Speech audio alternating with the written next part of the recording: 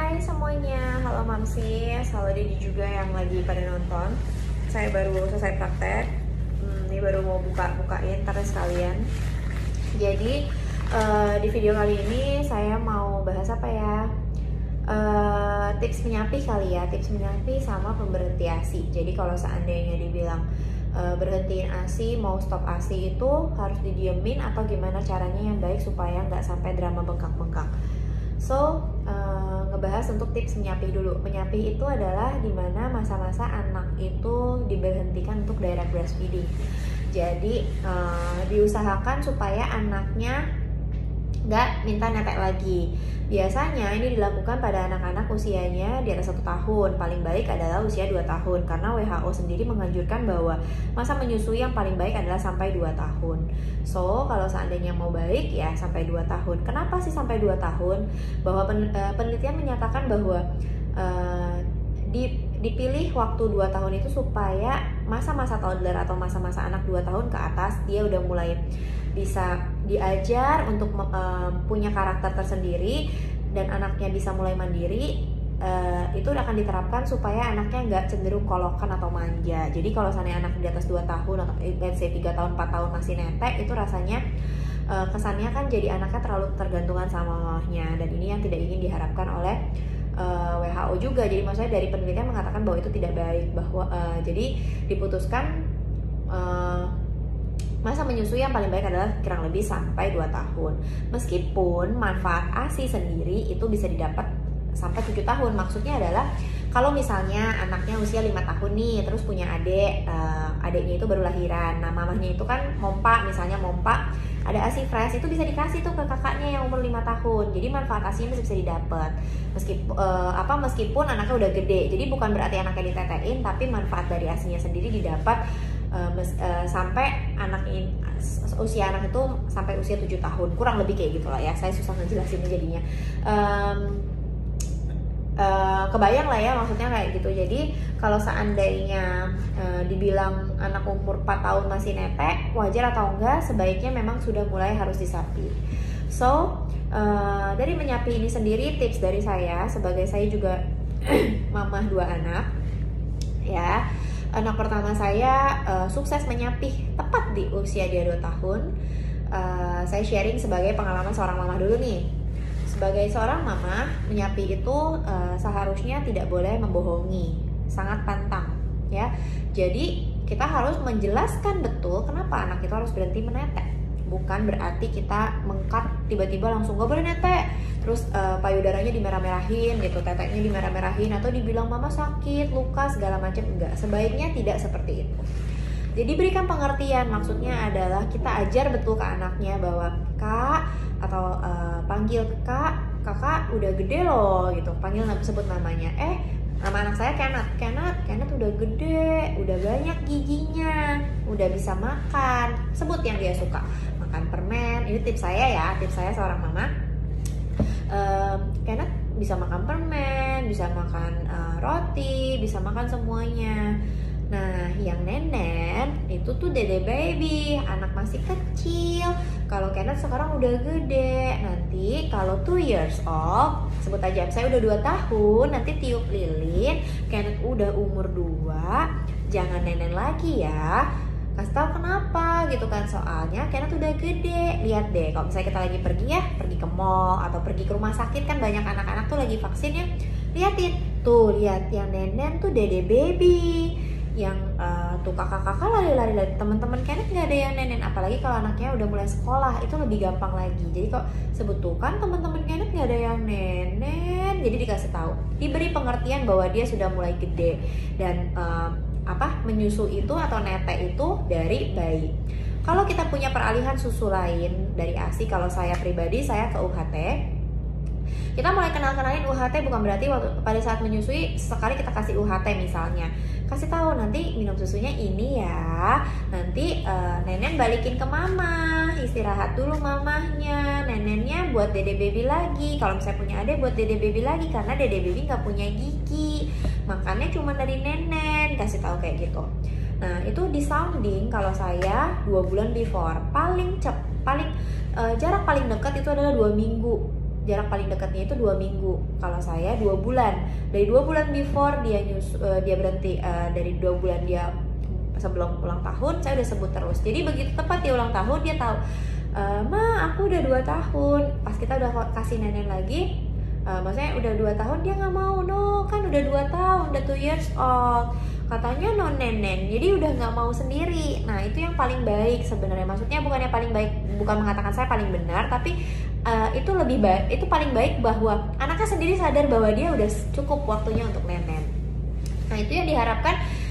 Seperti itulah untuk menyapi yang baik. Maksudnya jangan kita bohongin anaknya, dikasih merah-merah, dikasih bau-bau, dikasih rasa-rasa pahit atau segala macam. Jangan membuat anak itu trauma.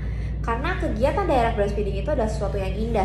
Jangan sampai di masa akhirnya malah menimbulkan suatu kenangan yang buruk gitu ya. Jangan sampai itu yang dia kenang pada masa akhirnya. Berikan pengertian bahwa dia sebenarnya udah dewasa. Ya, itu yang tips menyapi dari saya. Selain itu kalau seandainya ada tandem nursing, misalnya nursing itu juga biasanya cukup membantu. Kenapa tandem nursing membantu? Ketika lagi hamil, kandungan rasa ASI itu akan berubah. Jadi membuat makin hambar itu lama-lama anak juga merasa saatnya memang mulai lepas. Jadi itu alangkah baiknya juga kalau seandainya memang lagi hamil tuh masih menyusui, gak usah khawatir gitu. Takut anaknya nanti susah lepas atau apa, enggak. Yang penting kita mengajarkan dia dengan baik ya. Bisa kita ajarin dengan cara sounding setiap malam. Saya lakukan itu 2 bulan terakhir tuh, setiap malam saya lagi pok-pok tidurin dia, malam saya kasih tahu, udah ya kan biasanya tidur sambil nenen kan, nanti kalau misalnya udah berhenti nenen, udah gede, mama peluk ya, mama pok-pok, mama sayang gini. Atau boleh kasih comforter yang lain, biasanya dia netek. Sekarang mulai pegang tangan mama ya, atau pegang pipi, elus-elus. Kalau saya waktu itu lagi hamil pegang perut, jadi dia pegang perut. Sampai sekarang dia kadang suka comforternya jadi pegang perut. Jadi depends, masing-masing orang beda-beda, dan saya cukup nyaman soal itu supaya skin to skinnya tetap jaga, bondingnya tetap ada meskipun dia sudah berhenti netek, tapi anaknya tetap dekat sama kita ya. Itu tips nyapi dari saya. Yang kedua, soal berhentiin ASI. Kalau tips nyapi itu kan dari sisi anaknya. Untuk dari sisi mamanya sendiri, kalau memang direct breastfeeding sampai 2 tahun dan udah jarang mompa, tubuh kita tuh akan semakin hari semakin mengikuti neteknya si anak. Direct breastfeeding itu kan pelan-pelan, dikit-dikit keluarnya. Maksudnya sedikit-sedikit kalau tanpa mompa ya. Jadi nggak diforsir. Kalau seandainya dia neteknya itu masih kita pompa banyak, kita mulai turunin frekuensi mompanya, durasi mompanya.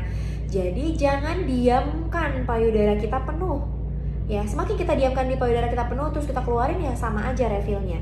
So yang paling baik adalah kita keluarkan sedikit-sedikit dan sedikit-sedikit tapi sering, atau mulai kita perhatikan. Biasanya anak netek 5 kali, ya jangan berarti besoknya udah berhenti, udah 2 tahun terus besoknya udah sama sekali nggak dipompa sama sekali, no, enggak. Jadi misalnya biasanya 5 kali, ya udah coba kita keluarin 4 kali, tapi cuma sedikit-sedikit aja. Jadi kayak cuma anak mentil-mentil dikit, ngempeng-ngempeng dikit kayak gitu. Nah dengan kayak gitu tubuh kita akan merasa akan beradaptasi bahwa anaknya makin lama tuh udah makin nggak netek ya, atau makin udah nggak dibutuhin banyak ya. Dan ini masa tolerir itu biasa 3 hari. Jadi misalnya hari ini sampai 3 hari kemudian 4 kali mompa tapi sedikit-sedikit. Nanti hari kelima udah mulai turunin, jadi 3 kali mompa, turunin lagi. Jadi dengan pelan-pelan seperti itu, biasanya 1 minggu lah. 1 minggu itu udah mulai keluarnya cuma semprit banget, ya udah. Kalau dia nggak terlalu sakit atau misalnya udah rasa agak nyeri-nyeri dikit, boleh keluarin. Nanti lama-lama akan diresap sendiri ya. Jangan pernah tinggalkan bengkak gitu, enggak. Jangan seperti itu, nanti malah repot, ujung-ujungnya bisa mastiin sampai abses. Jangan sampai kejadian. Begitu juga yang dilakukan pada orang-orang yang mau stop ASI. Stop ASI misalnya oversupply kebanyakan, terus dia merasa menderita, bengkak-bengkak terus. Nah itu nggak bisa langsung didiemin 2 hari 3 hari, nanti yang ada berhentinya di meja operasi. Itu pun nggak berhenti langsung, karena tubuh kita ini naturalnya robot yang disetting. Paham ya? Jadi punya kita ini semuanya berdasarkan naturalnya kegiatan di tubuh kita sendiri, baik hormonal, baik semua mekanismenya Karena kalau seandainya kita robot tinggal set off gitu ya, nggak bisa seperti itu. Makanya kenapa mekanismenya harus kita atur, kita latih. Biasanya pompa misalnya 3 jam sekali, setengah jam. Lebih baik sekarang ya udah 3 jam sekali, tapi jangan setengah jam, kurangi jadi 20 menit. Kurangi 3 jam itu sama 3 hari, 3 jam sekali jedanya, turunin lagi jadi 15 menit. Nanti kalau misalnya udah makin lama makin udah sedikit, turunin lagi jadi 4 jam atau 5 jam sekali, 15 menit. Keluarin dikit sampai tubuh kita beradaptasi dengan pola yang baru. Pola yang baru karena tubuh kita ini kan berdasarkan feedback ya, berapa keluar, berapa lagi yang direfill. Ketika kita membiarkan dia bengkak terus kita keluarin 500, nanti refillnya 500 ya, nggak akan berkurang meskipun kita jedain 6 jam gitu. Nantinya akan turun, tapi berapa yang keluar akan segitu lagi yang direfill. So harus pelan-pelan kita rubah polanya, kita rubah supaya keluarnya juga semakin lama semakin sedikit. Nanti lama-lama semakin sedikit itulah yang membuat payudara kita akan beradaptasi dan jadi nggak over. Ketika over kan akan bengkak ya, bengkaknya itu yang akan mengganggu. Jadi bukan berarti langsung didiemin gitu aja ya, nono seperti itu. Dan kalau lagi bengkak juga nggak usah sampai dipijit sampai memar-memar gitu. Gerejelan pasti misalnya pompa nggak sampai tuntas, itu nanti gerejel-gerejel terus gimana? Nggak apa-apa, biarkan saja. Anggapannya pompa itu cuma membantu mengeluarkan. Orang zaman dulu tuh cuma direct breastfeeding, nggak ada pompa-pompa. Mereka akan mengikuti ritme bayi menyusu. Anak umur 3 bulan pasti lagi banyak-banyaknya dibandingkan 6-7 bulan yang udah mulai makan. 8 bulan makin sedikit lagi, 10 bulan udah makin sedikit lagi. Jadi pola seperti itulah yang diadaptasikan kepada tubuh mamanya, sehingga mamanya sendiri akan punya ASI makin lama makin turun gitu ya. Jadi semoga ini cukup jadi gambaran baik tips menyapih dari segi saran saya untuk memperkenalkan bahwa anak ini udah mulai besar. Berikut juga dengan bagaimana caranya kita memanage payudara kita supaya tidak engorge atau tidak terlalu bengkak, jadi kitanya nggak terlalu tersiksa kalau pas berhenti menyusui.